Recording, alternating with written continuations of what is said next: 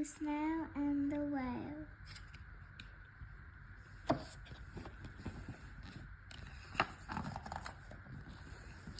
This is a tale of a tiny snail and a great big grey-blue humpback whale.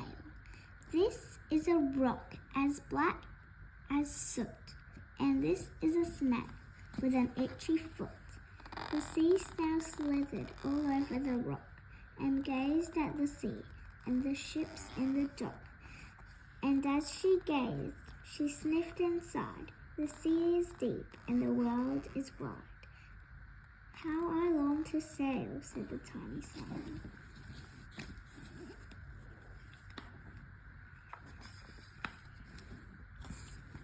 These are the other snails in the flock who all stuck tight to the smooth black rock and said to the snail with the itchy foot, "Be quiet, don't wiggle. Sit still, stay put." But the tiny sea snail sighed and sniffed, then cried, "I've got it, I'll hitch a lift." This is the trail of the tiny snail, a silvery trail that looped and curled and said, "Lift wanted around the world." This is the whale who came one night when the tide was high and the stars were bright, a humpback whale, immensely long, who sang to the snail a wonderful song of shimmering ice and coral caves and shooting stars and enormous waves. This is the tale of the humpback whale. He held it out of the starlight sea and said to the snail, "Come sail with me."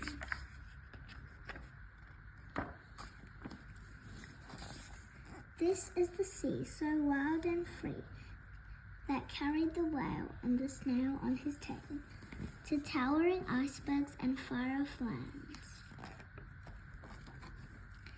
with fiery mountains and golden sands.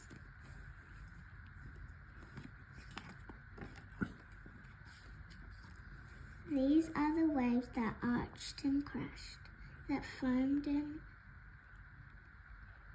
frolicked and sprayed and splashed. The tiny snail on the tail of the whale. These are the caves beneath the waves, with stripy fish with feathery fins, and sharks with hideous, toothy grins swam around the whale and the snail on his tail. This is the sky, so vast and high, sometimes sunny and blue and warm, sometimes filled with a thunderstorm, with zigzagging lightning, flashing and frightening the tiny snail on the tail of the whale.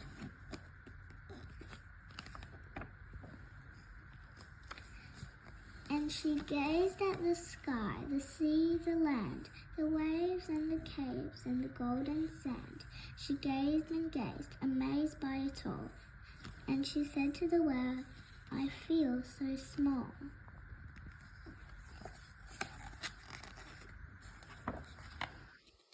But then came the day. The whale lost his way. These are the speed boats running a race, zigging and zooming all over the place, upsetting the whale with their ear-splitting roar, making him swim too close to the shore. This is the tide slipping away. And this is the whale lying beached in a bay. "Quick, off the sand, back to sea," cried the snail. "I can't move on the land. I'm too big," moaned the whale. The snail felt helpless and terribly small. Then, "I've got it," she cried, and started to crawl. "I must not fail," said the tiny snail. This is the bell on the school in the bay, ringing the children in from their play. This is the teacher holding her chalk, telling the class, "Sit straight, don't talk." This is the board as black as soot.